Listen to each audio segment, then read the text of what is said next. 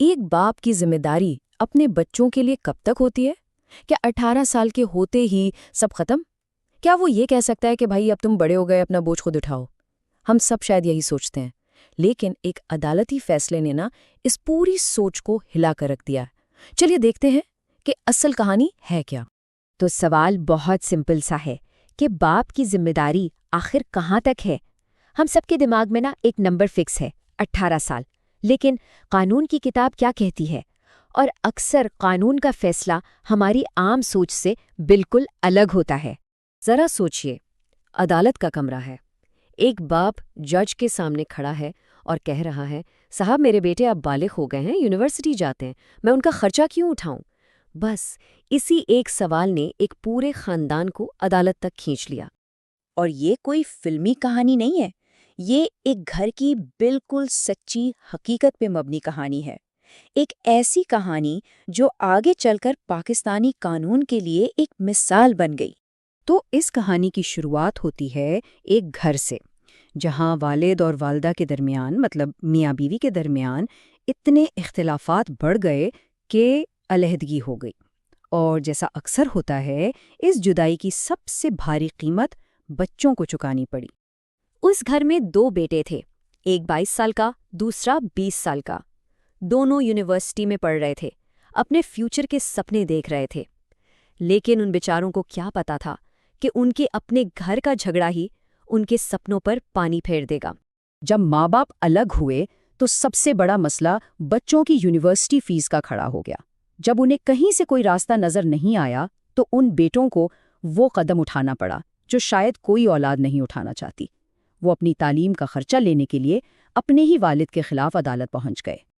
اب عدالت میں باپ نے سیدھا سیدھا کہہ دیا، جناب یہ بالغ ہیں، 18 سال سے اوپر کے ہیں، قانون کے حساب سے میں ان کا خرچہ اٹھانے کا پابند نہیں، ان کا نام اس کیس سے نکالا جائے۔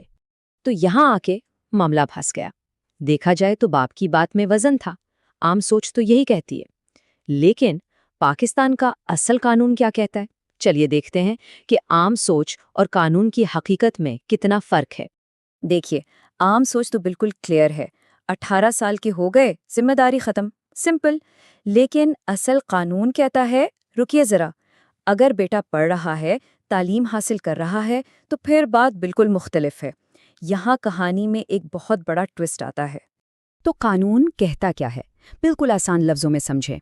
اگر ایک بالغ بیٹا ایسی بنیادی تعلیم حاصل کر رہا ہے جس سے پورا کر کے وہ اپنے پاؤں پر کھڑا ہو سکتا ہے، روزی کما سکتا ہے، تو ہاں، وہ اپنے والد سے خرچہ لے سکتا ہے، پھر چاہے اس کی عمر 18 سے اوپر ہی کیوں نہ ہو۔ اور ہاں، ایک اور بات سمجھنا بہت ضروری ہے۔ جب قانون خرچہ یا مینٹیننس کی بات کرتا ہے تو اس کا مطلب صرف روٹی، کپڑا اور مکان نہیں ہوتا۔ اس کا مطلب ہے وہ ہر چیز جو بچے کی جسمانی، ذہنی اور سب سے ضروری تعلیمی نشوونما کے لیے لازمی ہے، مطلب بچے کے مستقبل کی بنیاد۔ اچھا، تو پھر عدالت نے کیا کیا؟ اتنے پیچیدہ کیس میں جج نے کن چیزوں کو دیکھا؟ چلیے ذرا فیصلے کے پیچھے جو لاجک تھی اسے سمجھنے کی کوشش کرتے ہیں۔